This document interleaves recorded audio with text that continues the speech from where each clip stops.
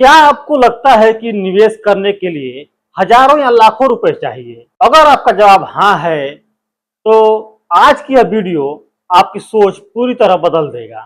सच यह है कि आज के समय में आप सिर्फ 100 रुपए से निवेश शुरू कर सकते हैं, लेकिन सवाल यह भी है कि 100 रुपए कहाँ निवेश करें? क्या इससे सच में पैसा बढ़ सकता है? और सबसे जरूरी बात, शुरुआत कैसे करें ताकि भविष्य में अच्छी संपत्ति बनाई जा सके। आज की इस वीडियो में हम बिल्कुल आसान भाषा में समझेंगे कि 100 रुपए से निवेश कैसे शुरू करें, कौन कौन से विकल्प हैं, किन गलतियों से बचना चाहिए और कैसे छोटी छोटी रकम आगे चलकर बड़ी दौलत बन सकती है। तो वीडियो को आखिर तक जरूर देखें, क्योंकि आखिर में मैं बताऊंगा आपको एक ऐसा तरीका जिसे आज लाखों लोग इस्तेमाल कर रहे हैं। तो चलिए शुरू करते हैं। सबसे पहले एक बात समझिए, बचत और निवेश दोनों अलग चीजें हैं। अगर आपने 100 रुपए घर की अलमारी में रख दिए हैं तो 1 साल बाद भी वे 100 रुपए ही रहेंगे, तो ये है बचत। लेकिन अगर वही 100 रुपए सही जगह निवेश किए जाएं तो समय के साथ उन पर रिटर्न मिल सकता है। ये है निवेश। यही वजह है कि अमीर लोग सिर्फ पैसे नहीं बचाते बल्कि उन्हें निवेश भी करते हैं। समझने वाली बात यह है कि पैसा आपके लिए काम करे, यह निवेश का असली उद्देश्य है। अब समझते हैं कि क्या 100 रुपए से निवेश करना सही है। बहुत से लोग कहते हैं अरे भाई 100 से क्या होगा, लेकिन यही सोच लोगों को निवेश शुरू करने से रोक देती है। सच्चाई यह है कि निवेश की दुनिया में सबसे कठिन काम पैसा कमाना नहीं बल्कि शुरुआत करना है। अगर आप हर महीने सिर्फ 100 रुपए भी निवेश करते हैं तो आपकी आदत बनती है। बाद में जब आपकी आय बढ़ेगी तो आप 500, 1000 रुपए या 5000 रुपए भी हर महीने निवेश कर सकते हैं। यानी छोटी शुरुआत से बड़े भविष्य की नींव बनती है। आप समझेंगे कि 100 से निवेश करने के सबसे अच्छे तरीके क्या हैं। तो पहला तरीका है म्यूचुअल फंड, SIP। आज कई ऐप आपको सिर्फ 100 से SIP शुरू करने की सुविधा देते हैं। ये उन लोगों के लिए अच्छा विकल्प हो सकता है जो लंबे समय तक निवेश करना चाहते हैं। यहाँ आपका पैसा शेयर बाजार से जुड़े फंड में निवेश होता है, जिसे बड़े बड़े विशेषज्ञ मैनेज करते हैं। दूसरा तरीका है इंडेक्स फंड।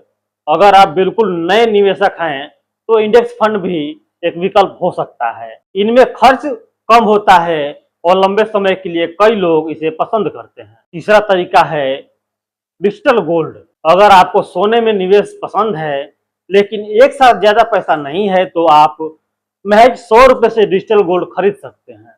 हालांकि निवेश करने से पहले प्लेटफॉर्म की विश्वसनीयता और शुल्क जरूर देखें। चौथा तरीका रिकरिंग डिपॉजिट है, जिसे RD बोलते हैं।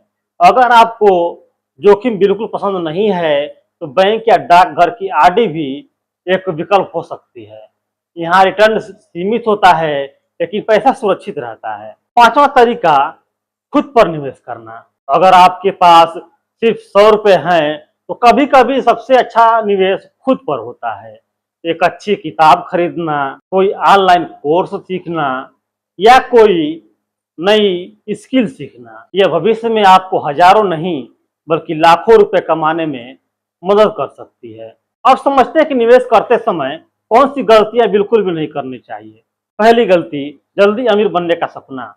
अगर कोई कहे कि 100 रुपए लगाओ और एक ही महीने में 10,000 बन जाएंगे तो आप सावधान हो जाइए। दूसरी गलती, दोस्तों या सोशल मीडिया की सलाह पर बिना समझे निवेश करना जोखिम हो सकता है। तीसरी गलती, अगर आप निवेश कर रहे हैं किसी अच्छे जगह पे तो बीच में बंद ना करें। याद रखिए, निवेश में सबसे बड़ी ताकत समय होता है। जितना लंबा समय के लिए निवेश करेंगे उतना ज्यादा फायदा होगा। और चौथी गलती, आपातकालीन बचत के बिना निवेश शुरू ना करें।